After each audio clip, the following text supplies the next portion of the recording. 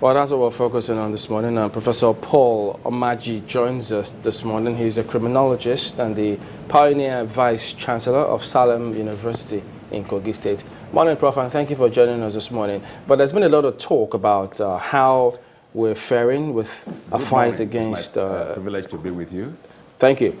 Well, let's get your impression, first and foremost, about how we're going about all of this, especially in the light of the deadline given, the comments made by government in terms of how we are faring in this fight in eradicating or reducing to the barest minimum the insurgency. I'm sorry, you may have to adjust the communication. I can't hear the question very clearly. Well, could you give us your impression or an assessment, if you will, about our fight against terrorism as of today? Okay, look, if I've heard you correctly, I think we want to...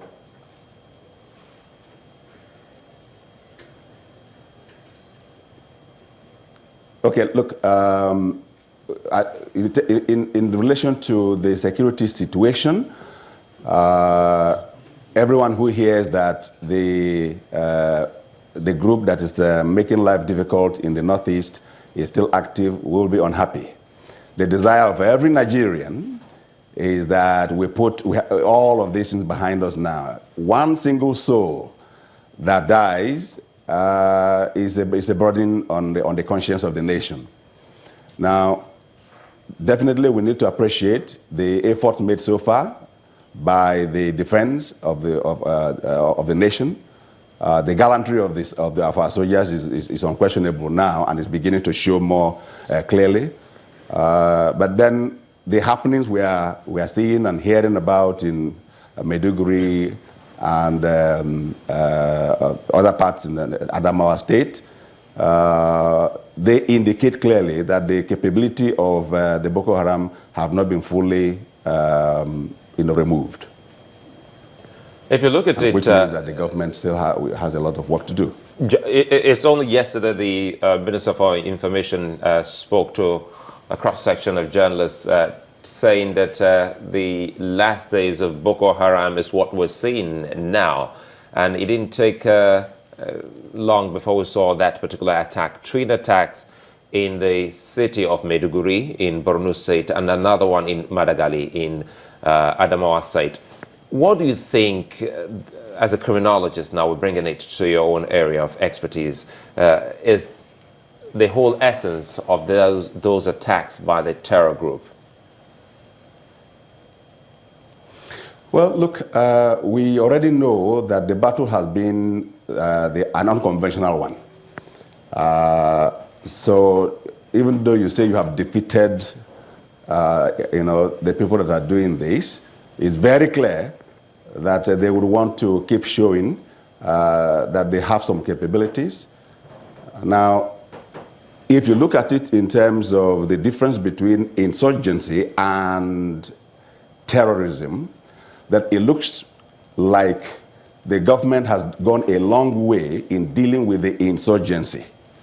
And the perpetrators are now resorting to what they started with, which is more of terrorism.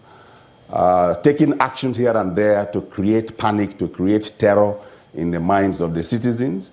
So in a way, we need to acknowledge the efforts of the government so far, but we also need to emphasize the fact that every terrorist act, raises the level of sense of insecurity in the land, and that is not very conducive to nation building. Well, Professor Omaji, while you say that we need to acknowledge the efforts of government, but the thing is, lives are still being lost, and how do we then reconcile all of those? Because what people want to see is to ensure that no more lives are lost in the hands of the Boko Haram terrorists. You are quite right. And every Nigerian is right in expecting that no more life is lost. But the reality of the situation is that terrorism, as we know, is a worldwide phenomenon.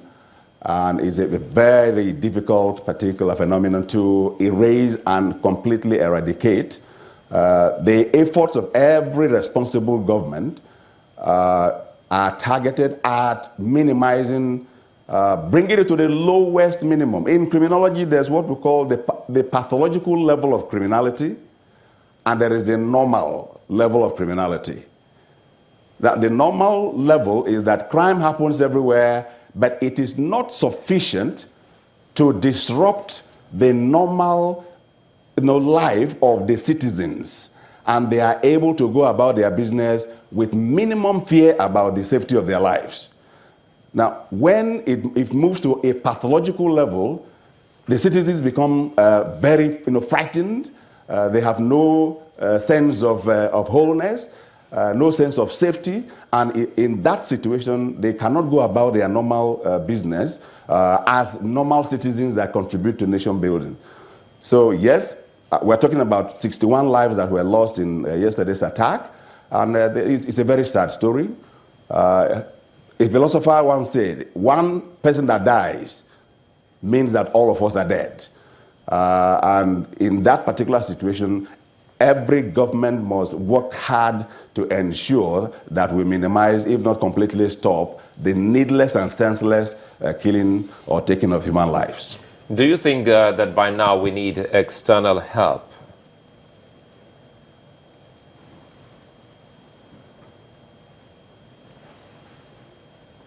Sorry, I've lost. Prof, I was trying to find out from you, you have done extensive work and collaboration with so many countries and even in Australia. Do you think by now Nigeria needs help from the outside world? Look, Nigeria is a member of the Committee of Nations. Terrorism, insurgencies, these have become worldwide, a global phenomena. So it's impossible for any country now to go it alone. So I believe that the current government has done fairly well in engaging not only our neighbors, but the people, other countries that have the capabilities to assist us. And such diplomacy must continue. Nigeria will have to work with other nations, but in doing so, we need to be very, very clear as to the national interest. And Nigeria must not compromise that national interest. It's not about aligning with a particular bloc or the other, but making sure that at the end of the day, Nigerian citizens are free from terror. They are free from a sense of insecurity, and they can now focus their minds on contributing to nation building. So yes, I think Nigeria should continue to engage with the rest of the world in making sure that we bring these challenges to the minimum level. Well, Prof, when you spoke about the minimum level of criminality or the normal level of criminality and a pathological level of criminality, would you say that that also applies to terrorism? Are we going to be living in a situation where we would have a normal level of terrorism and a pathological level? Over the years, we've had terrorism in one form or the other. Armed robbers that strike a village or a bank or on the road and stop people that are traveling from continuing and completing their journey, they are inflicting terror in the minds of citizens. But Nigerians have not risen up to the level of saying, well, look, this is not acceptable, we cannot live with these. In a way, we have focused our attention on, getting the law enforcement to make sure that the roads are safer, to make sure that our organizations are safer. But the level we have reached with terrorism, particularly from 9/11 episode, is such that we are in the pathological level. We are at that range now. And there is no responsible government that can sit idly by and think that this will go away by itself. But at the same time, we need to recognize that so long as human beings remain on this planet Earth, you would have deviances that will occur. You will have challenges to law and order, and those can be they are understood. People who actually are experiencing that these are some of the things they may have to put up with. But